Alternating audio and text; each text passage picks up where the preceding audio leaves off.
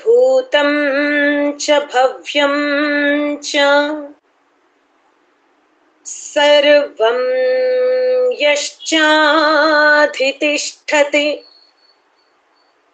స్వర్యస్య చ కేవలం తస్మై జ్యేష్ఠాయ బ్రహ్మణే నమః. త్వమేవ మాతా చ పితా త్వమేవ త్వమేవ బంధుశ్చ సఖా త్వమేవ త్వమేవ విద్యా ద్రవిణం త్వమేవ త్వమేవ సర్వం మమ దేవ దేవ. భోగాన భుక్తా వయమేవ భుక్తాస్ తపోన తప్తం వయమేవ తప్తః. కాలో న యాతో వయమేవ యాతాస్ తృష్ణా న జీర్ణా వయమేవ జీర్ణాః. ధర్మప్రియ ఆప్త బంధువులారా, మాతృశక్తి కేనోపనిషత్తులో మొదటి ఖండమున ఎవరు ఈ దేహమున మనని కూర్చోబెట్టారు, ఆ తత్వాన్ని తెలుసుకుంటూ మనం ముందుకు సాగాము. ఆ బ్రహ్మనే చక్షురాది సమస్త ఇంద్రియాల యొక్క నిర్మాణము చేసి ఈ దేహమును చక్కగా చెక్కాడు. అనగా వాక్కు గాని, చక్షువు గాని, శ్రోత్రము గాని, సమస్త ఏ ఇంద్రియాలైనా సరే ఆ పరమాత్ముని చేతనే రచింపబడినప్పటికీ కూడా ఈ ఇంద్రియాల ద్వారా మనం పరమాత్ముని చూడలేము, దర్శింపజేసుకోలేము, అవి దర్శింపజాలవు అని తెలుసుకునే ప్రయత్నం చేశాం.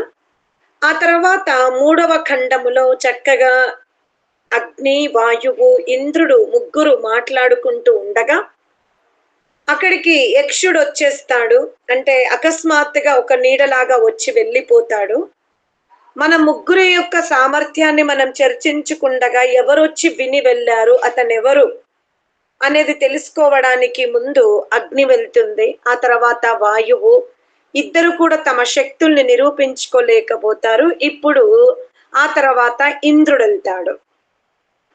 ఇంద్రుడి యొక్క సామర్థ్యం అగ్ని, వాయువు కంటే ఎక్కువ అని తెలుసుకొని ఆ పరమాత్ముడు ఏం చేశాడు అంటే అక్కడ ఉమా అనే స్త్రీని పంపిస్తాడు.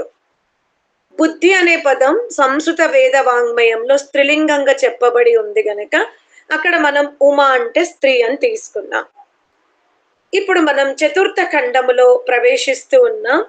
సా బ్రహ్మేతి హోవాచ బ్రహ్మణో వా ఏతద్విజయే మహీయధ్వామితి తతో హైవ విదాం చకార బ్రహ్మేతి. ఇప్పుడు ఆ బుద్ధిని అంటే ఆ ఉమా యొక్క రూపానికి ఆకర్షింపబడినప్పటికీ కూడా చాలా ప్రయత్నం తర్వాత ఉమా అంటే బుద్ధి, నేను ఈ ఉమా ద్వారానే, ఈ శక్తి ద్వారానే నేను ఆ బ్రహ్మని అంటే ఎవరు వచ్చారో అక్కడికి, అతను ఎవరు అని తెలుసుకోగలుగుతానని గ్రహించినటువంటి ఈ ఇంద్రుడు ఉమా ద్వారా ఆ యక్షుని వరకు చేరుకుంటాడు. అంటే అగ్ని, వాయువు చేయలేని పని ఇంద్రుడు ఉమా యొక్క సహాయముతో బ్రహ్మని తెలుసుకుంటాడు.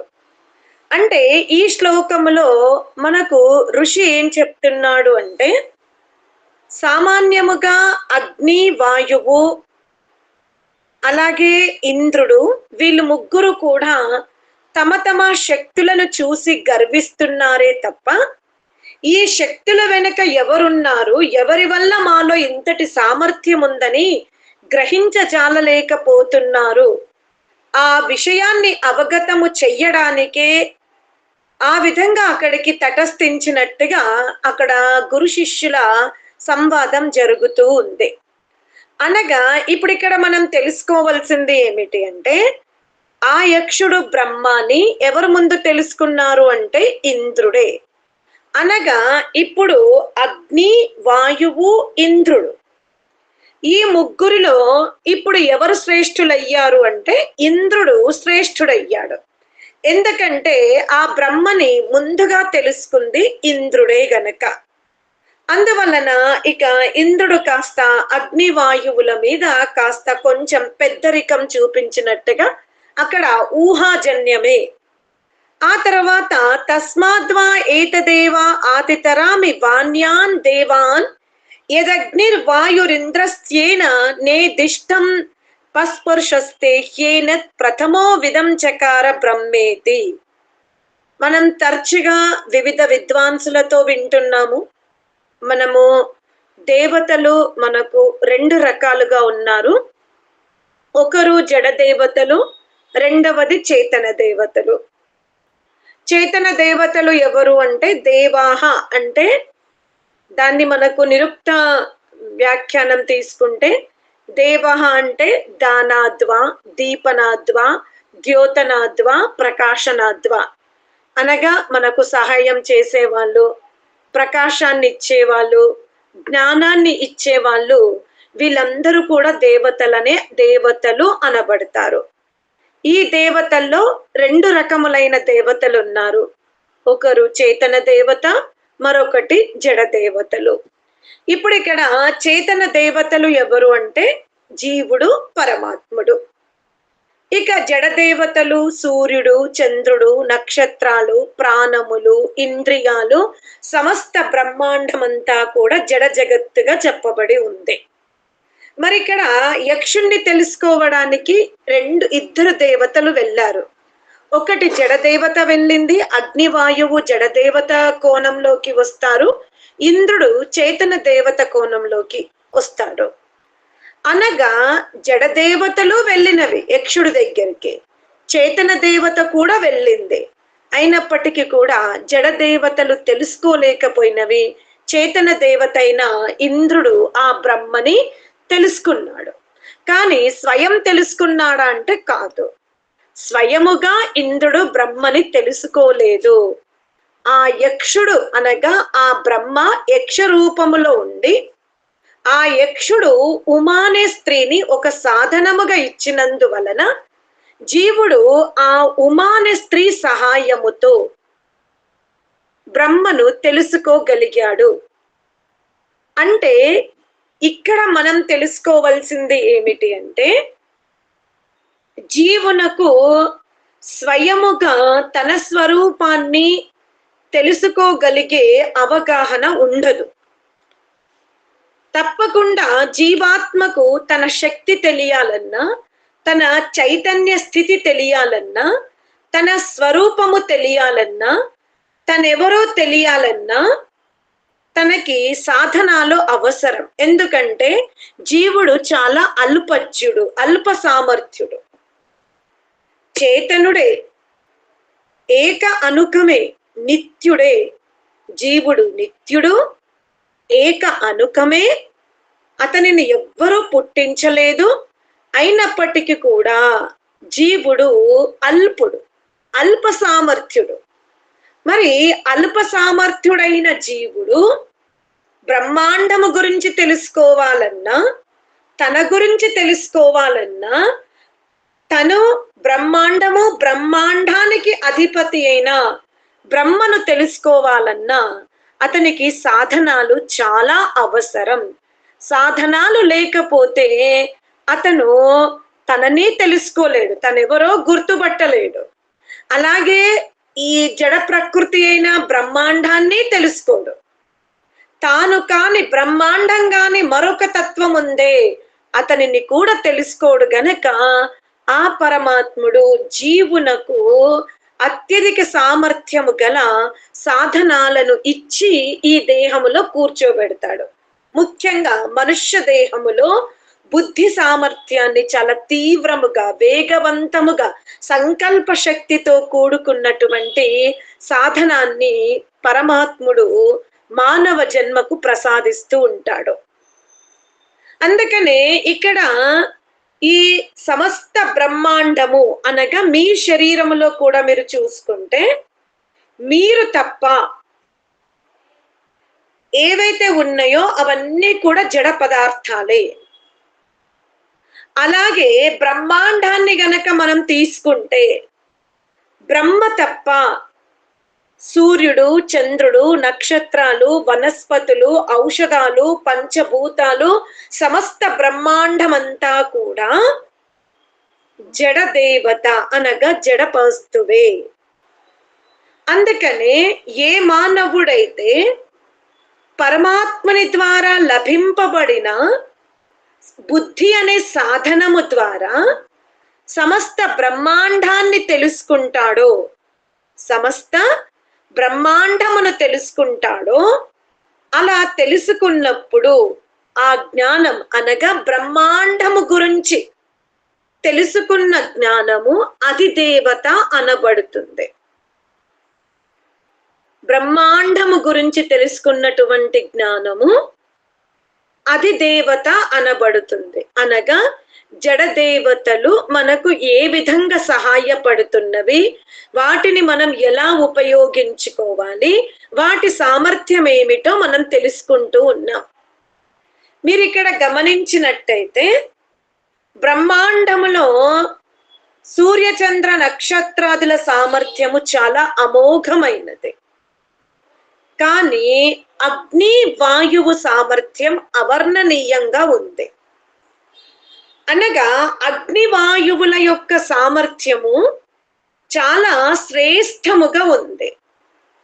అలాగే మన దేహమున కూడా చూడండి, మీరు ఏ ఇంద్రియాన్ని కూడా మీరు తక్కువ అంచనా వెయ్యలేరు. శరీరములోని గోర్ల నుండి తీసుకుంటే కేశముల వరకు మనం పోల్చుకుంటే మన శరీరములోని ఏ పదార్థము కూడా వ్యర్థముగా లేదు.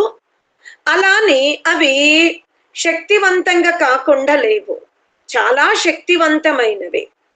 కానీ రెండు పదార్థాలు, ఏది అగ్ని వాయువు.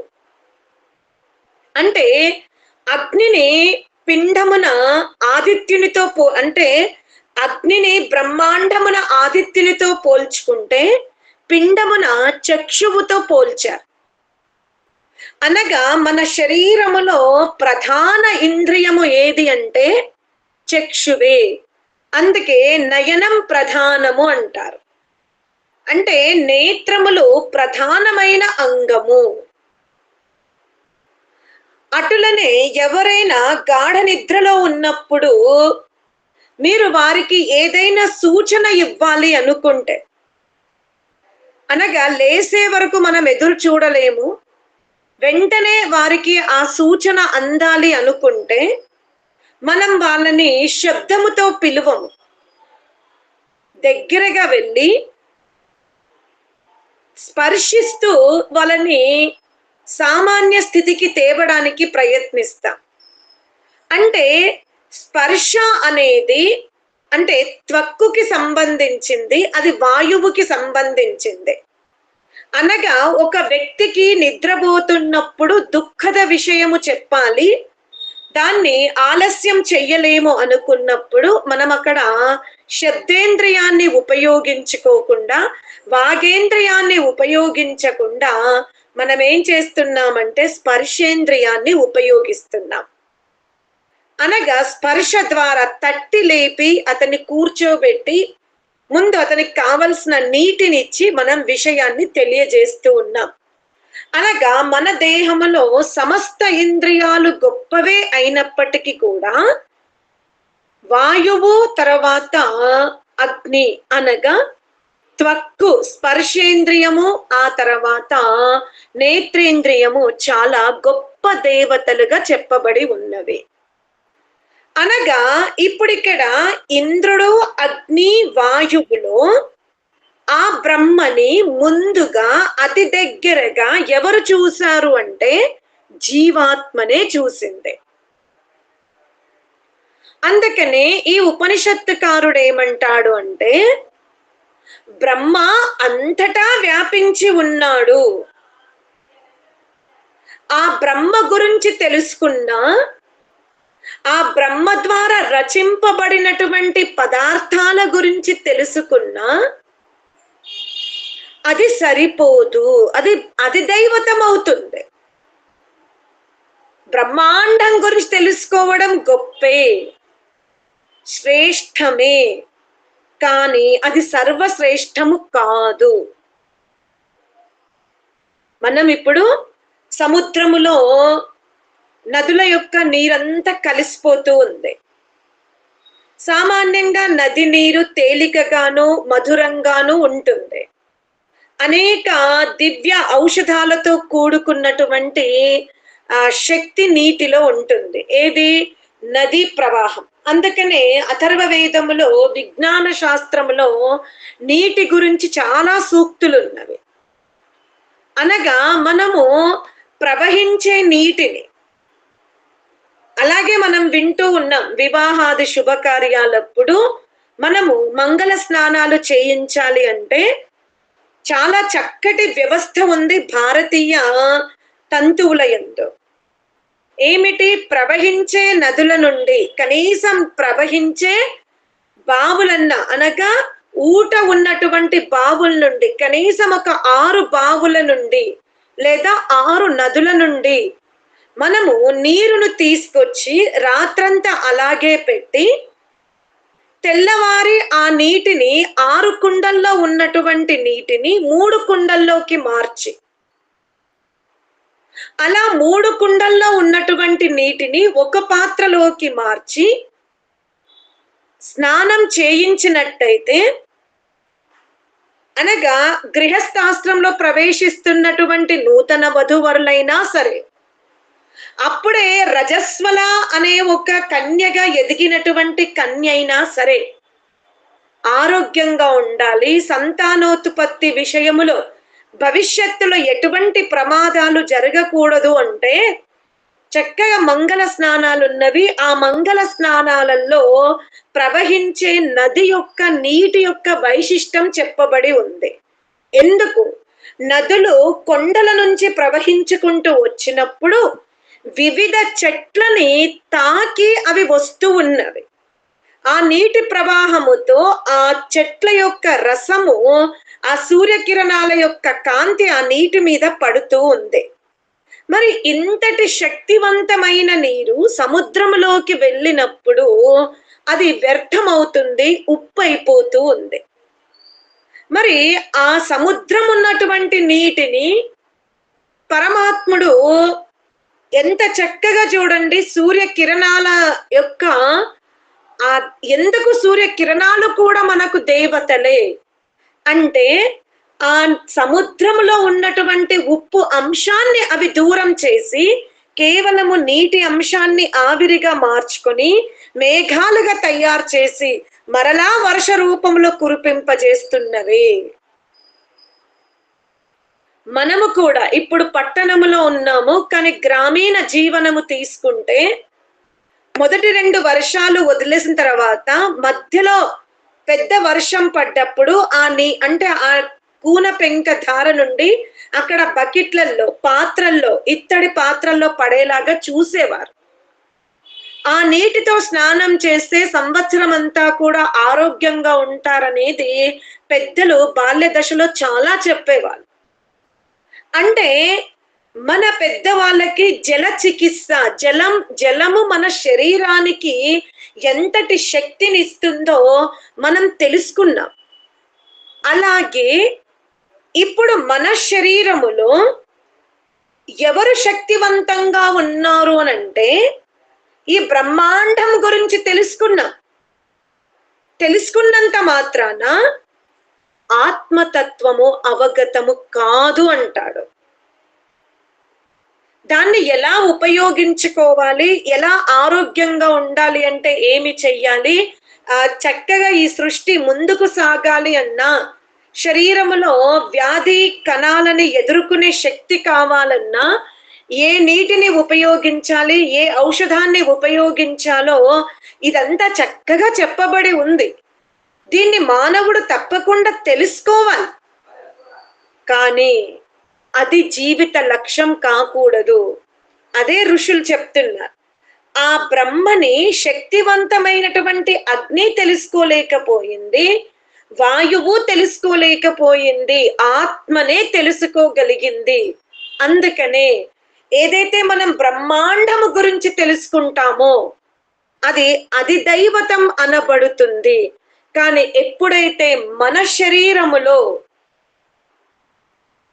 శరీరము లోపల సమర్థుడైనటువంటి ఈ జీవాత్మని బుద్ధి సహాయము ద్వారా మనం తెలుసుకోవాలి. ఇప్పుడు అక్కడ ఇంద్రుడు ఉమా అనే స్త్రీ యొక్క రూపాన్ని చూసి ఆకర్షింపబడినట్టయితే అతను ఒక సీమిత సుఖాన్నే పొందేవాడు. ఆ బుద్ధి సహాయము ద్వారా ఉమా అంటే ప్రకృతి అనుకుందాం, అనగా ప్రకృతి సౌందర్యాన్నే అనుభవించేవాడు. ఒకవేళ బుద్ధికి వశుడైపోతే, కానీ ఇంద్రుడు ఏం చేశాడు, ఆ బుద్ధిని తన వశములోకి తీసుకొని ఆ బుద్ధి సహాయము ద్వారానే బ్రహ్మను తెలుసుకోగలిగాడు. ఆ బ్రహ్మ ఎలా వచ్చింది అంటే తస్యేష ఆదేశో యతేతద్ విద్యుతో వ్యతుదా ఇతీతి న్యమిమాషద ఇత్యది దైవతం. వాళ్ళు ముగ్గురు మాట్లాడుతున్నప్పుడు యక్షుడు ఎంతసేపు ఉన్నాడు, ఇలా కనుమరుగయ్యాడు. అంటే కనురెప్ప కిందికి వచ్చి పైకి లేసేలోపు వెళ్ళిపోయాడు అక్కడి నుండి. దీన్ని గనక మీరు గమనించినట్టయితే, చాలా జాగ్రత్తగా పరిశీలించుకున్నట్టయితే, ఉపాసకుడు బ్రహ్మ దర్శనమును ప్రారంభిస్తున్న ప్రారంభ దశలో తప్పకుండా ప్రతి ఉపాసకునకు ఎలా ఇంద్రుడు అగ్ని వాయువు ముందు ఇలా క్షణభంగురముగా ఒక విద్యుత్ లాగా మెరిసి వెళ్ళిపోయాడో, వాళ్ళ యొక్క ఆ చూపుల్ని తన వైపు ఆకర్షింపజేసుకున్నాడో, అటులనే ఉపాసకునకు పరమాత్ముడు ప్రారంభములో తన సత్య స్వరూపాన్ని, తన దివ్య స్వరూపాన్ని, తన తేజస్వరూపాన్ని తప్పకుండా ప్రతి ఉపాసకునకు ఆ భావన, ఆ రుచిని కలిగిస్తాడు. ఆ రుచిని కలిగించిన తరువాత ఇక కనుమరుగైపోతాడు.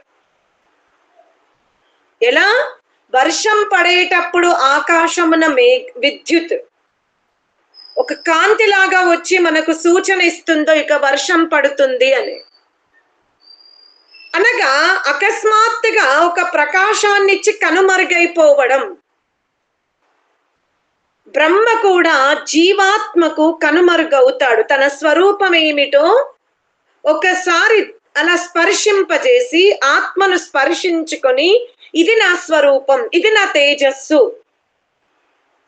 అని అలా ఒక స్పందన ఇచ్చి, ఒక అనుభూతినిచ్చి ఇక అక్కడి నుంచి వెళ్ళిపోతాడు, కనుమరుగైపోతాడు. అథాధ్యాతం య ఏతద్ గచ్చతీవ మనోనేన చైత దుపస్మరత్య భీక్ష్ణం సంకల్పః. ఇప్పుడు జీవాత్మ ఎలా మనం ముందు తెలుసుకున్నామో బుద్ధి సహాయము ద్వారా ఆ జీవాత్మ యక్షుణ్ణి గుర్తుపట్టిందే, అతనే బ్రహ్మాన్ని తెలుసుకుంది. ఆ యక్షుడు కూడా జడదేవతల ముందు, చేతన దేవత అయినటువంటి ఇంద్రుని ముందు అలా విద్యుత్తులాగా ప్రకాశించి వెళ్ళిపోయారు. అనగా ఇక్కడ నేత్రము కానీ త్వక్కు కానీ పరమాత్ముని దగ్గరగా స్పర్శింపజేసుకోలేకపోయింది. ఇద్దరు నిష్ఫలతను పొందారు, వాళ్ళు విఫలతనే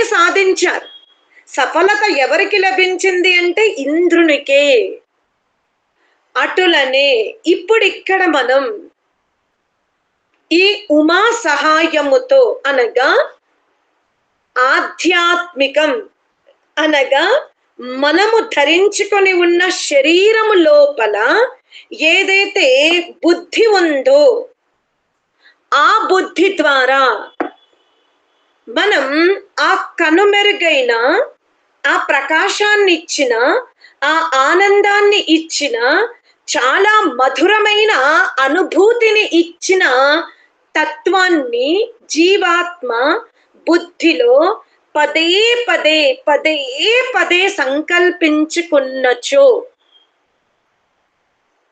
చాలా జాగ్రత్తగా చక్షువు గాని మిగతా ఏ ఇంద్రియము కానీ బ్రహ్మని దర్శించుకోలేకపోతుంది. కేవలం ఆత్మనే ఉమా అనే బుద్ధి ద్వారా ఆ యక్షుడనే బ్రహ్మను చూసిందే.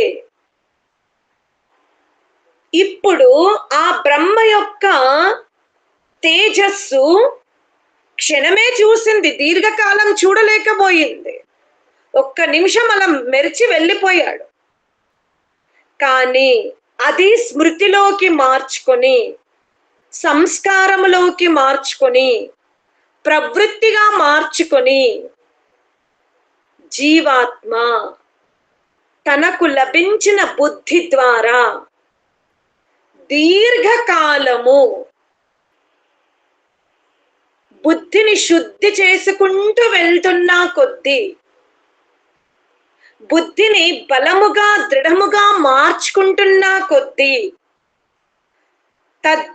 తద్వనం నామ తద్వనం ఇత్యుపాసితవ్యం సయ ఏతదేవం వేదాభిహైనం సర్వాణి భూతాని సంవాచ్యంతి. అనగా బుద్ధిని శుద్ధం చేసుకోవడం అంటే ఏమిటి అనగా ఈ జీవాత్మ ఈ ఇంద్రుడు ముందు బ్రహ్మాండానికి అధిపతి అయిన బ్రహ్మను తెలుసుకున్నాడు. తెలుసుకొని తన దేహమున బుద్ధి సహాయముతో ఆ బుద్ధిని శుద్ధపరచుకొని కాంతిని క్షణభంగురముగా అంటే ఒక క్షణముగా చూపించిన ఆ కాంతిని స్మృతిలోకి మార్చుకొని ప్రవృత్తిగా మార్చుకొని దీర్ఘకాల యాత్రతో చాలా శుద్ధ చైతన్య స్వరూపముతో బ్రహ్మని దర్శించుకుంటే అది ఆధ్యాత్మం అనబడుతుంది. అనగా లోపల బ్రహ్మని దర్శించుకున్నాడు. ముందు బ్రహ్మ యొక్క శక్తిని, బ్రహ్మ యొక్క సామర్థ్యాన్ని, బ్రహ్మ యొక్క స్వభావాన్ని, బ్రహ్మ యొక్క క్రియాశీలత్వాన్ని బ్రహ్మాండమున తెలుసుకున్నాడు. ఆ బ్రహ్మాండమును తెలుసుకోవాలి అన్నా జీవాత్మకు బుద్ధియే అవసరమైంది. అక్కడ సఫలతను సాధించాడు, దగ్గరగా చూశాడు ఆ బ్రహ్మ శక్తిని. ఏ బుద్ధి ద్వారా బ్రహ్మాండములో ఉన్న సర్వ పదార్థాల యొక్క జ్ఞానాన్ని, ఆ బ్రహ్మాండానికి అధిపతి అయిన ఆ జగదీశ్వరుణ్ణి ఏ బుద్ధి ద్వారా చూశాడో అదే బుద్ధి ద్వారా తన లోపల తన హృదయ గూటిలో ఆ కనుమెరుగైన ఆ జ్యోతి స్వరూపాన్ని పదే పదే జ్ఞప్తిలోకి తెచ్చుకొని దానిని దీర్ఘకాల ప్రవృత్తిగా మార్చుకొని ఇక బ్రహ్మని చూస్తాడు. కానీ శుద్ధ బుద్ధి ద్వారానే. అసలు శుద్ధ బుద్ధి ఏమిటి అంటే, ఎప్పుడైతే జీవాత్మ బ్రహ్మాండములోని ప్రతి పదార్థమునందు బ్రహ్మ సామర్థ్యాన్ని చూసింది, జడ పదార్థాల యందు బ్రహ్మనే దీన్ని రచించగలిగాడు, సూర్యచంద్ర నక్షత్రాలు, సమస్త పంచభూతాలు, జలాశయాలు, వనస్పతులు, ఔషధాలు, వృక్షాలు, సువర్ణాది ధాతువులన్నీ బ్రహ్మ వలననే వికసింపబడుతున్నవి, బ్రహ్మ వలనే ఇవి ఉన్నవి అని తెలుసుకున్నటువంటి ఈ జీవాత్మ ఆ బ్రహ్మని తనలో కూడా చూస్తున్నాడు, దర్శించుకున్నాడు. దర్శించుకొని ఏం చేశాడు? ఈ బ్రహ్మ కేవలం జడ పదార్థాల యందే ఉన్నాడా? ఈ బ్రహ్మ నాయందే ఉన్నాడా? లేదా బ్రహ్మ అన్య జీవాత్మల ధరించుకున్న అందులో కూడా ఉన్నాడా అని చూశాడు. అతనికి ఏమర్థమైంది? ఇంకా అలా చూడటం ప్రారంభిస్తూ ఉంటే ఆ బ్రహ్మ, ఏ బ్రహ్మ అయితే మొత్తం బ్రహ్మాండమున ఉన్నాడో అదే బ్రహ్మ నాలో ఉన్నాడు. ఈ బ్రహ్మనే క్రిమి కీటకాది నా తోబుట్టువులు, నా బంధుమిత్రులు, సర్వ జీవరాశుల యందు ఉన్నాడు అని తెలుసుకుంటాడు. తెలుసుకుని ఏం చేస్తున్నాడు? చౌర్యమును వదిలిపెట్టాడు. అనగా ఇతరులకు చెందవలసినటువంటి ఆహారమును కానీ, పదార్థ సౌకర్యాలు కానీ, యశస్సు కానీ, కీర్తి కానీ అది ఇతరులదైతే అక్కడ కూడా బ్రహ్మనే చూశాడు. ఇక ఎవరికి చెందవలసినటువంటి సౌకర్యం, ఎవరికి చెందాలో ఆ భోజనం, ఎవరికి చెందాలో ఆ స్థానం, ఇంకా దోచుకోవడం ఆపేస్తాడు. చౌర్యం, వ్యభిచారం ఆపేస్తాడు, చౌర్యం ఆపేస్తాడు, హింసా ప్రవృత్తిని ఆపేస్తాడు, ఎవ్వరిని బాధ పెట్టాడు.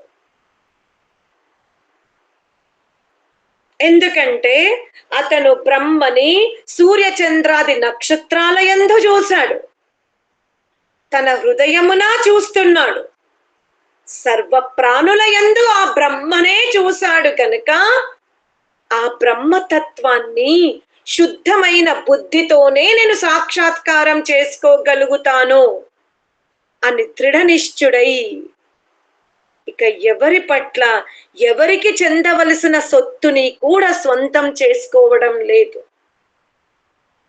పరిగ్రహమును వదిలిపెట్టాడు. ఇంకా ఎవ్వరినీ బాధ పెట్టడం లేదు, ఎవ్వరినీ మోసం చెయ్యడం లేదు, ఎవ్వరినీ నిందించడం లేదు. ఇంకా సర్వమున ఆ బ్రహ్మనే అగుపడుతున్నాడు.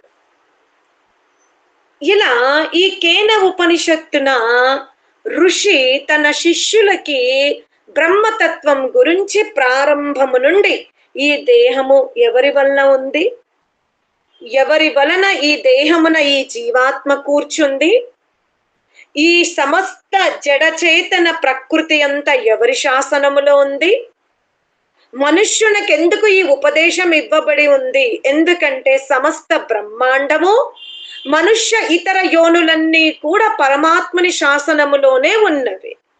సింహము మాంసం తింటుంది అన్నా, ఆవు గడ్డి తింటుందన్నా, బల్లి పురుగుల్ని తింటుందన్నా, ఈ సమస్తమంతా ఈ సమస్త బ్రహ్మాండము నదులు ప్రవహించి సముద్రములో కలవడం, ఆ సముద్రము నీరు ఆవిరై సూర్యకిరణాల ద్వారా మేఘాలుగా మారడం, లతలన్నీ విశాల రూపము ధరించి ఉన్న వృక్షాన్ని వ్యాప్తింపజేసుకోవడం, సమస్తమంతా కూడా సమస్త మనుష్య ఇతర యోనులు, సమస్త జడ జగత్తు పరమాత్మని ఆధీనములో ఉంది, పరమాత్మని శాసనములోనే ఉంది, వాటన్నింటిని పరమాత్ముడే శాసిస్తున్నాడు.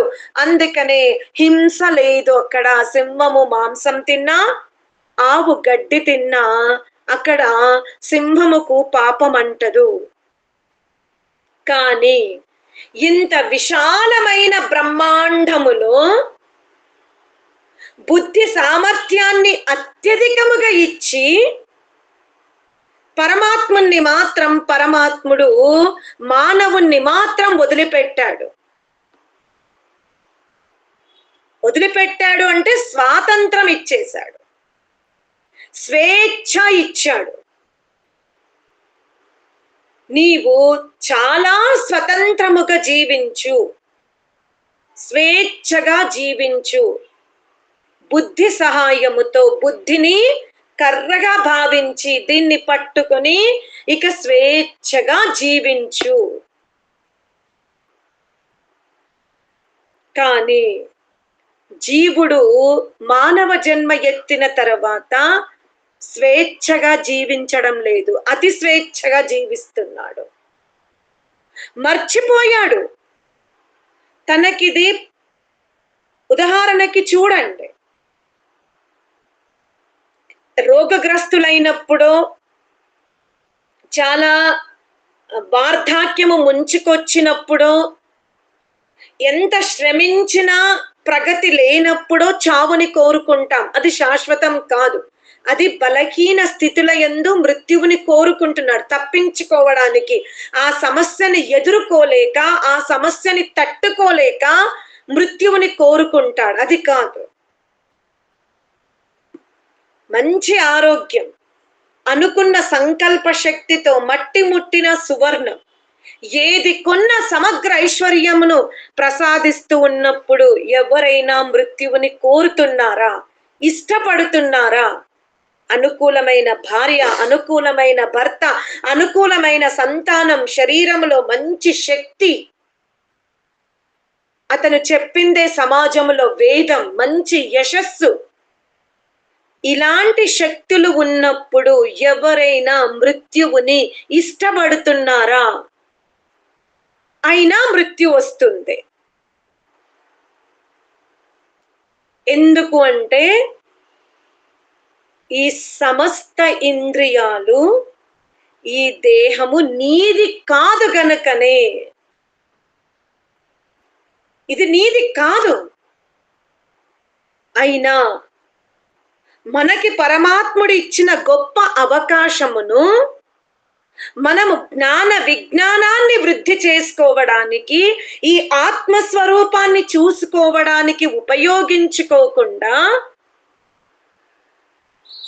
అతిక్రమణ చేసేస్తున్నాం. ఆహార నియమాలు, శరీరం యొక్క నిర్మాణము చూసుకోండి, దంతాల నుండి సమస్త మన శరీర లోపల అవయవాలు చూడండి. ఇది ఋతువులకు విరుద్ధమైన ఆహారము తీసుకున్నాం. కేవలం శాకాహారం అంటే కూడా, ఈ శాకాహారము పదార్థాలని కూడా మనము ఋతువులను ఉల్లంఘించి తీసుకున్నాం, స్థానాన్ని ఉల్లంఘించి తీసుకున్నా, దేశాన్ని ఉల్లంఘించి తీసుకున్న శాకాహారమే తింటున్నాం మనం. శుద్ధ శాకాహారులమే. కానీ ఋతువులని ఉల్లంఘించాము, దేశాన్ని ఉల్లంఘించాము, స్థానాన్ని ఉల్లంఘించి తింటున్నామంటే అప్పుడు కూడా మనం అనారోగ్యముతో బాధపడుతున్నాము. వేషధారణ కూడా చూడండి. భారతీయ వేషధారణ, ఆ శరీరపు యొక్క రూపురేఖలు, అక్కడ ఉన్నటువంటి ఉష్ణోగ్రత చాలా భిన్నముగా ఉంటుంది. అందుకనే వేషధారణైనా సరే, కేశములు బంధించుకోవడమైనా సరే, ఏదైనా మనం ఉల్లంఘిస్తున్నాము అనంటే అతి స్వేచ్ఛనే. అందుకనే ఏ మానవుడైతే గురువు ద్వారా ఆత్మస్వరూపాన్ని తెలుసుకొని ఆ దేశము యొక్క ఆ జీవన విధానాన్ని, ఆ ఆహారపు అలవాట్లని, ఆ మర్యాదల్ని, ఆ శిష్టాచారాన్ని ఉల్లంఘించుకోకుండా విద్వాంసుడు కూడా చూసుకోగలగాలి, రాజు చూసుకోగలగాలి. అందుకనే పక్షపాత రహితమైన తల్లి, పక్షపాత రహితమైన తండ్రియే పక్షపాత రహితమైన రాజు యొక్క నిర్మాణం చెయ్యగలుగుతారు. ఒక వైద్యుడు, ఒక ఇంజనీరింగ్, ఒక ఎవ్వరైనా గొప్ప సమర్థవంతులు, నీతివంతుల యొక్క నిర్మాణము జరగాలి అంటే అది గృహము నుండే మార్పు రావాలి. అందుకనే గురువుని దేనితో పోల్చారు? జల్లెడతో పోలుస్తున్నారు. ఎలా మనము ఒక భవన నిర్మాణము చేసుకునేటప్పుడు లారీల మోతాదుగా ఇసుక వస్తుంది. ఆ ఇసుకని మనము అదే విధంగా ఉపయోగించము భవనానికి. దాన్ని జల్లెడ పడుతున్నాం, ఇంకా జల్లెడ పడుతున్నాం. ఒక ఇటుకకి మధ్యలో పెట్టే ఇసుక లావుగా ఉంటుంది. ఆ ఇటుకలు కనబడకుండా పూసే ఇసుక వేరుగా ఉంటుంది. మళ్ళీ దానిపైన వస్తున్నటువంటి దానికి కూడా మనం ఇంకో పల్చటి ఇసుకను సన్నటి ఇసుకను ఉపయోగిస్తున్నాం. మరి ఇసుక ఒక దగ్గరే పుట్టింది, దాన్ని తెచ్చినవాడు కూడా ఒక్కడే, కానీ జల్లెడ పడుతూ తీసుకుంటూ వెళ్తున్నాం. అలాగే గురువు కూడా తన అంతేవాసిన తన ఆశ్రమానికి వచ్చిన శిష్యులని పక్షపాత రహితముగా జల్లెడబట్టి, ఎవరు శూద్రత్వం వరకే ఆగిపోతున్నారు, సేవా ధర్మం వరకే చెయ్యగలుగుతారు, ఎవరు వ్యాపార రంగములో వృద్ధి చెయ్యగలుగుతారు, ఎవరు క్షత్రియ రంగములో వెళ్ళగలుగుతారు, ఎవరు బ్రాహ్మణ వర్గములో ఉండగలుగుతారు, అదే విధంగా మళ్ళీ ఆ బ్రాహ్మణ వర్ణముతోనే గుణకర్మ స్వభావాలకు అనుకూలమైన వివాహ వ్యవస్థ చేసి, మళ్ళా క్షత్రియ అమ్మాయితో వివాహము చేసి, ఈ విధముగా గుణకర్మ స్వభావాలతో అనుకూలముగా గురువు సమాజాన్ని శుద్ధి చేసినప్పుడు తప్పకుండా మనం ఆరోగ్యవంతమైన, ప్రకాశవంతమైన, అతి స్వేచ్ఛ కాకుండా స్వేచ్ఛగా చాలా ప్రసన్నముగా జీవించే మానవ సమాజం యొక్క నిర్మాణం చేసుకోగలుగుతాము. అందుకనే శిష్యుడు అడుగుతున్నాడు, గురూజీ ఇక బ్రహ్మ గురించి ఇంకా చెబుతారా అంటే చాలు. ఏదైతే బ్రహ్మతత్వం తెలుసుకున్నావో అతనే ఈ సృష్టిని రచించాడు, అతనే నీకు బుద్ధినిచ్చాడు, అతనే నీకు శాసనము పెట్టాడని తెలుసుకున్నావో, అతనే నీకు స్వేచ్ఛనిచ్చాడని తెలుసుకున్నావో, ఇక చాలు తెలుసుకున్నది. బ్రహ్మాండము గురించి తెలుసుకున్నాడు. బుద్ధి ద్వారానే బ్రహ్మను తెలుసుకుంటాను, కానీ ఆ బుద్ధిలో పర నా అనే భేదము లేనప్పుడు, ఏ ప్రాణి పట్ల హింసా భావన లేనప్పుడు, ఏ ప్రాణికి చెందవలసిన ఆహారమైనా, కీర్తి అయినా, యశస్సు అయినా ఏదైనా దోచుకోనప్పుడు ఆ బ్రహ్మ యొక్క సాక్షాత్కారం జరుగుతుంది. ఇంకా దీన్ని తెలుసుకున్నావు, ఇంతే, ఇదే బ్రహ్మ. నిన్ను ఈ దేహములో కూర్చోబెట్టింది బ్రహ్మనే, సమస్త ఇంద్రియాలను నిర్మాణము చేసింది బ్రహ్మనే, నిన్ను తప్ప సమస్తమును తన ఆధీనములో పెట్టుకుంది బ్రహ్మనే. నీవు ఎలా బ్రతకాలో, దేన్ని ఎలా ఉపయోగించాలి, ఎంతవరకు పురుషార్థం చెయ్యాలి, అసలు ఆ వేదములో ఏదైనా పరమాత్ముడు వదిలిపెట్టాడా? ఏ అంశంను కూడా వదిలిపెట్టలేదు. నీళ్ళెందుకు త్రాగాలి? త్రాగకపోతే మూత్రాశయ ద్వారము తెరవాలంటే దేనితో చికిత్స చేసుకోవాలి? వర్షాకాలంలో నీరు తక్కువ తాగుతావు, మూత్రం చిక్కబడుతుంది, అది మళ్ళీ పల్చ కావాలంటే ఏమి ఔషధాలు సేవించాలి? అనేక విపత్తు సమయముల యందు నీ బుద్ధి చంచలమవుతుంటే దాన్ని యథాతథకి తేవాలి అంటే విధానము కూడా చెప్పాడు. ఇంత శాస్త్రోపదేశము చేస్తాడు. శస్త్రోపదేశము చేసినటువంటి ఆ బ్రహ్మ యొక్క ఆదేశాన్ని జీవుడు విన్నప్పుడే మానవ జన్మలో లభించిన సామర్థ్యము, మానవ జన్మకు లభించిన ఈ గొప్ప వరము సార్థకమవుతుంది. వెళ్ళు శిష్య, దీన్నే తెలుసుకో, ఇదే బ్రహ్మ. ఆ బ్రహ్మ జగత్పాలకుడు. ఆ బ్రహ్మనే సమస్త ఇంద్రియాలను అద్భుతముగా రచించాడు. ఆ బ్రహ్మని ఇంద్రియాలు తెలుసుకోలేవు, ఆత్మనే తెలుసుకుంటుంది. ఆత్మ కూడా బుద్ధి సహాయము ద్వారా తెలుసుకుంటుంది. ఇక బుద్ధి సహాయము ద్వారా బ్రహ్మతత్వాన్ని తెలుసుకున్న నీవు ఆ మెరుపులాగా మెరిసిన ఆ బ్రహ్మని, ఆ మెరుపుని, ఆ స్పర్శని, ఆ ఆలింగమును నెమర వేసుకుంటూ అంతర్గత యాత్ర చేసుకో, లోతైన అధ్యయనం చెయ్యు. ఇంకా పరిగెత్తకు, బ్రహ్మ అంటే ఏమిటి, బ్రహ్మ అంటే ఏమిటో పరిగెత్తకు, తెలుసుకున్నావు. ఇప్పుడు దాన్ని ఏం చెయ్యు అంటున్నాడు.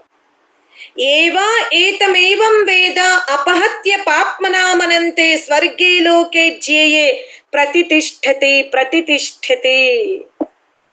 ఇక ఏ మానవుడైతే ఆ బ్రహ్మను ప్రతి చోట చూస్తున్నాడు, ఆ బ్రహ్మ తేజస్సుని, బ్రహ్మ ప్రకాశాన్ని